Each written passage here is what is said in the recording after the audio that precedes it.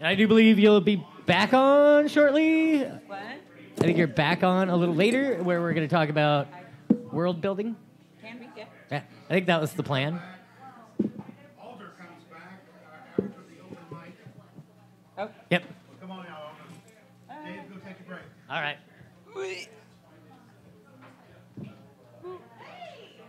It's like an obstacle course.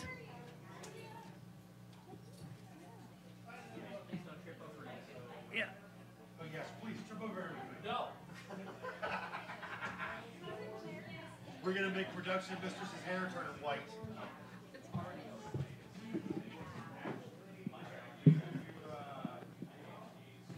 Now, we're going to have an interesting conversation now. We're going to do pin cushioning 201. And what I'm doing today is a trap called the Mangler, and with its little cousin, the Coward Crusher. Now, the first thing I'm going to do is describe this trap for you, and then I'm going to show some slides, because I have slides. The Mangler is something that was thought up a long time ago, and it's not really made to kill.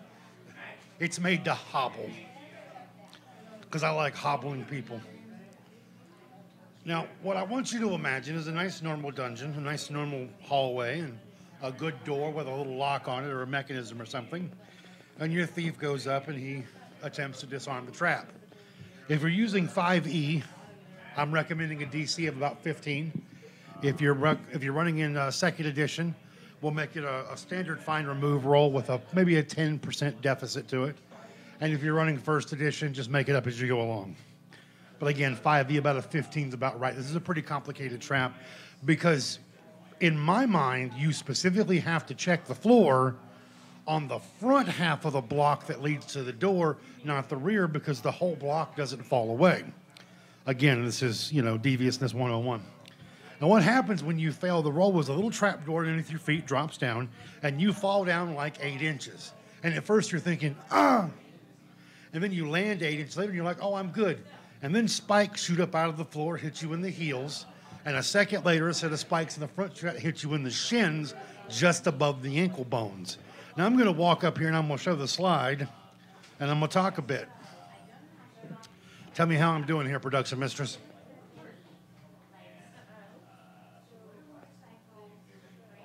Now, that's the basic trap.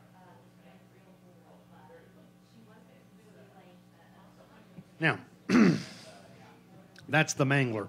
Now, next time we do this, we're going to have these images digitized, and production mistress is going to put them up on the screen, but we don't have to do it like a bunch of hobos. Now, here's the payoff for the Mangler. The Mangler is just made to hurt the thief, but it's got a little dirty little cousin by the name of the Coward Crusher. Now, the Coward Crusher is, and always will be, the rest of the party who leave the thief stand there with his ass in the wind. Yes, ma'am? Am I looking at the camera? Sorry. I'm looking at the camera. I'm trying to look at the camera. I'm looking at the camera. I'm being reminded to look at the camera, so I'm looking at the camera. Hey, camera. How are you? Yeah. Anyway, so the Coward Crusher is, you have to put the Mangler at the end of the hallway of a T intersection. Now, imagine the hallway going down. There's a quick right-hand turn. 10 feet later, there's a dead end, and you have the door. The Mangler's in there. Now, what happens is the thief is left there standing with his ass in the wind because the rest of you brave, burly fighters and good clerics and wizards go running around the fucking corners and leave the thief stand there by himself going, well, I guess I get blown to bits today. So what you do is you have a secondary trap called the Coward Crusher. When the Mangler goes off and activates, the Coward Crusher kicks in. I'm going to step up to the camera and I'm going to show this tile too. It's very simple.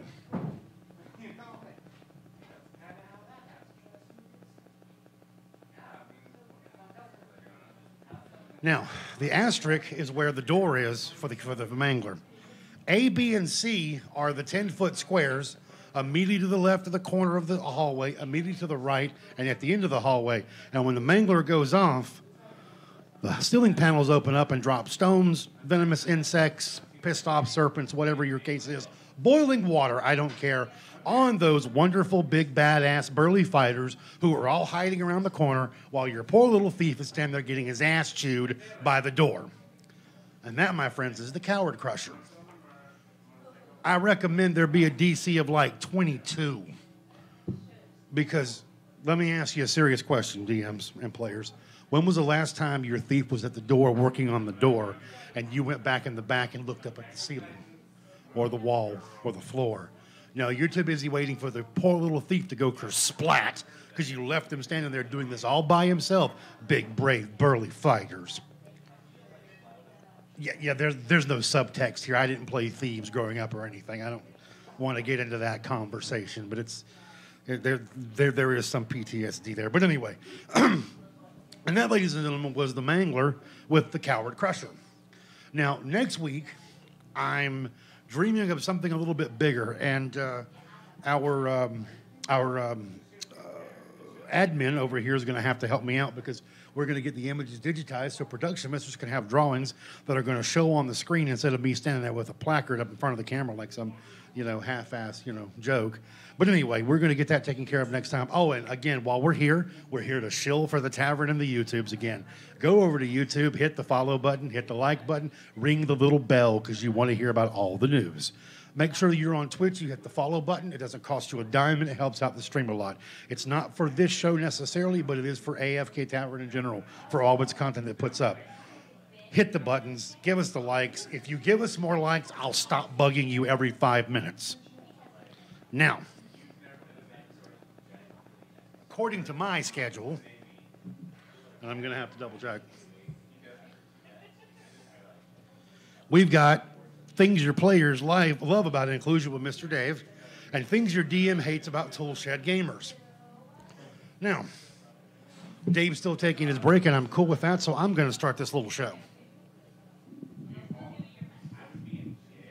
The things that I hate about Toolshed Gamers.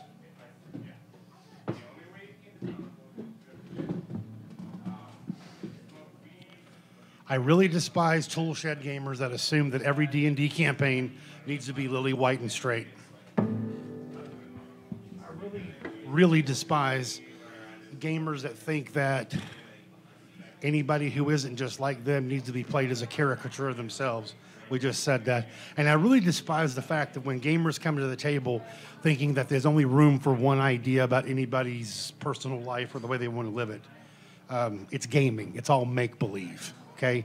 We're all sitting around telling a fucking lie to ourselves. And we're having a great deal of fun telling each other fiction, okay?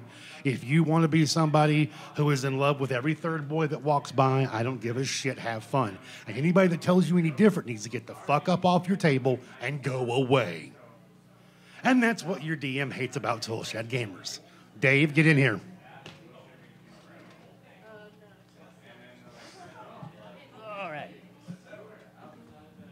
Okay, I'm back. We were going to do things that Dave loves about inclusive gaming, but apparently we're having a little difficulty processing that, and that's okay. Yeah. So Dave's going to kind of wing this one. So, I saw the topic, and I was like, what do your players love about inclusive? And I didn't really have a solid answer for that as far as, specific things that my players enjoy about, inclusivity in gaming, because it's kind of always been there. So, most games I've run, that has never been an issue where they would even know what exclusivity looks like in a game. I mean, you're a very lucky man, Dave. I tend to be pretty picky about who I play with. Way to go to a con and DM for 85 people. Right, yeah.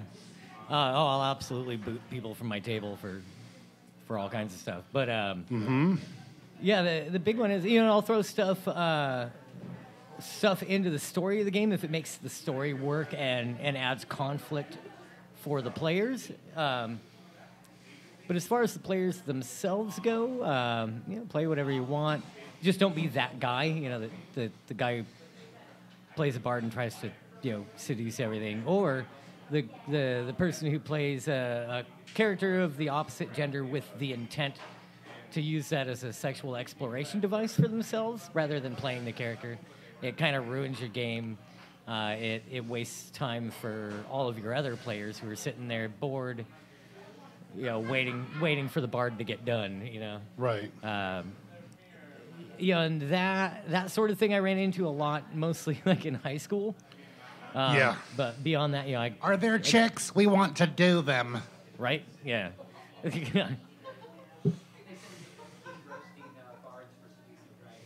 Right.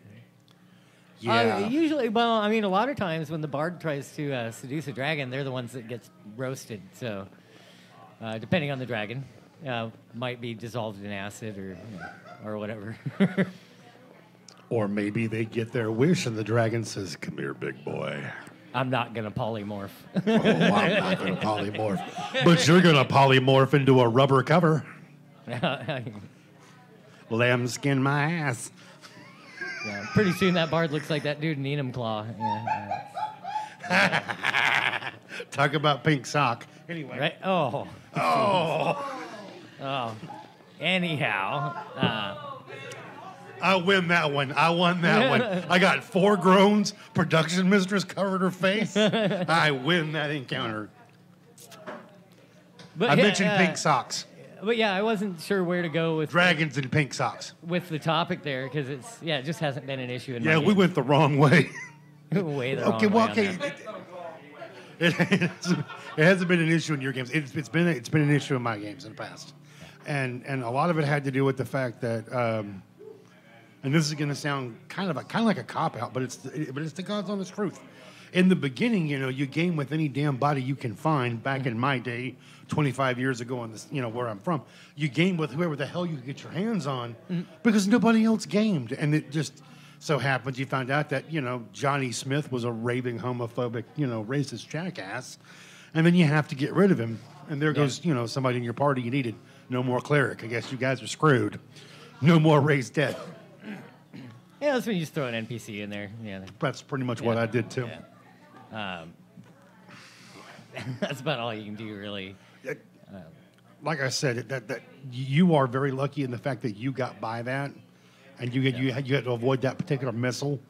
Like I said, I was a little blind for a while. It took me a little while to figure it out, and when I did, I was like, "Oh, okay, cool. It's whatever. Roll your damn d20 and stop telling me stories." Well, and for me, it's never been just about the gaming table. I've always been really quick to cut ties with friends and even family that are homophobic or racist or bigoted in any sort of way. I didn't have a choice with my family. Oh, you totally have a choice with family. I've I done didn't it. have a choice with my family. I grew up with a whole group of people that were just terrifying. It was the weirdest dichotomy in the world. But anyway, neither here nor there. Yeah. No, my grandma had big issues with my sister marrying a black man. So All right. Are you ready for this? what are we doing? Bardic Eurekas with his music time. I'm going to play something. You're going to break out the drum. We're going to have a little fun. And we're going to see if something vaguely musical pops out. Like and subscribe. Oh, it's time to shill for the tavern again. Da da da. Okay, ladies and gentlemen, we are here to tell you once again to go to the YouTube channel. Give the thumbs up, subscribe to the channel, ring the bell, get notifications, go to Twitch, hit the follow button. Doesn't cost you a dime, helps us out. Have we shilled sufficiently for this segment, Production Mistress? Thank you very much. Apparently, we've shilled enough this particular time. Now, let's see what the hell we can do here.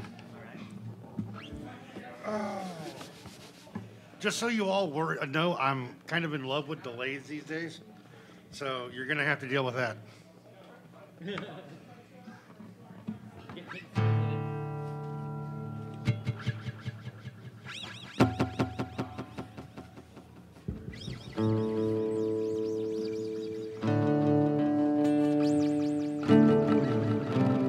want something kind of drivey, right? Sure. I think I'm going to stay on that same